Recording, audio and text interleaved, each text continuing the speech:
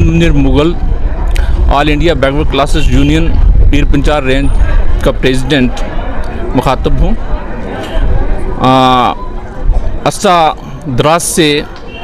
मैं एजुकेशन को लेकर पीर पंचाल रेंज में काम कर रहा हूँ कि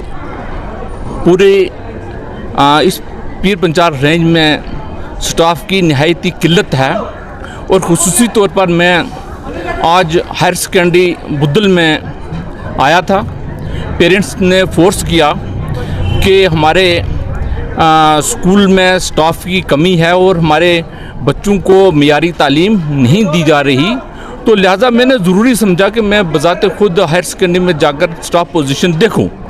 तो मैंने प्रिंसिपल साहब से बात की और उनसे मैंने जो स्टाफ स्टेटमेंट ली है वो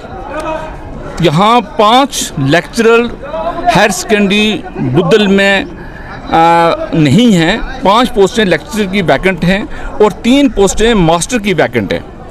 जबकि 10 पोस्टें लेक्चरर की यहाँ सैंक्शन हैं। यहाँ इंग्लिश की लेक्चरर की पोस्ट 2018 से खाली पड़ी है, उर्दू की पोस्ट खाली पड़ी है, पोल साइंस की खाली पड़ी है और बॉटनी की से खाली पड़ी है और हिस्ट्री की पोस्ट खाली पड़ी है। अब मैं ये सरकार से पूछना चाहता हूँ, मैं महकमा में ख़ुसूसी तौर पर इस हायर सेकेंडरी में नहीं किया गया, इसकी क्या वजह है? और जिस स्कूल में 5 पोस्टें लेक्चर की खाली हूँ और 3 मास्टर की खाली हूँ और बच्चों की तादाद 570 हो, तो कि उस स्कूल का तालीमी मियार क्या होगा? जबकि मैं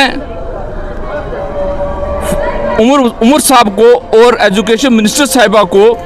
शेख मोहम्मद अब्दुल्ला के दौर हुकूमत की तालीमी मियार और उनके एजुकेशन में काम करने के तरीके से बता देता हूँ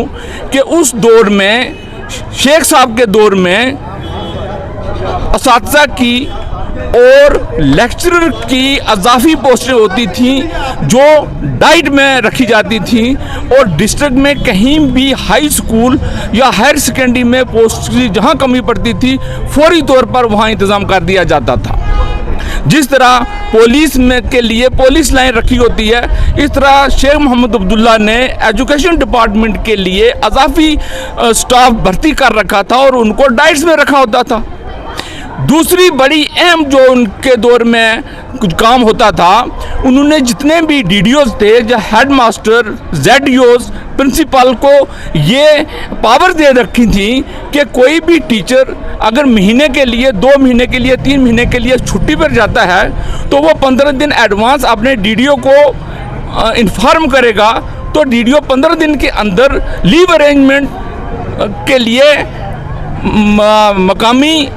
नौजवान को, तालीम याफ्ता नौजवान को अपॉइंट कर लेते थे और उस दौर में बच्चे का एक दिन भी पढ़ने के बगैर नहीं जाता था। तो इस तरह शेख मोहम्मद अब्दुल्ला ने इतनी बेहतरीन तालीमी मियार की बुनियाद रखी थी जम्मू कश्मीर में, जिसको इस वक्त की हुकूमत जो है वो तहस नहस करके उसने रख दिया है। हमें ये समझ नहीं आती है कि ये नेशनल कॉन्फ्रेंस जो इस वक्त हुकूमत कर रही है, वाकया ये शेख मोहम्मद अब्दुल्ला के बनाए हुए असूलों पर है या उनके असूलों की, उनकी पॉलिसी को दरम बरम करने के लिए ये वजूद में आई है। लिहाजा मैं सरकार को ये वाज़ा कर देना चाहता हूँ कि सरकार अवाम को आजमाइश में डाले बगैर उनके जायज़ मुतालबात को हल करे। अमल तौर पर दीदा दादास्ता तौर पर महकमा ने खुसूसी तौर पर हायर सेकेंडरी बुद्दल को नेगलेक्ट किया है। तो इंशाअल्लाह all India backward classes union जो है वो ज़बरदस्त एहतजाज करेगी और उसमें जो भी मामले पेश आएंगे उसकी ज़िम्मेदार वाहिद सरकार होगी।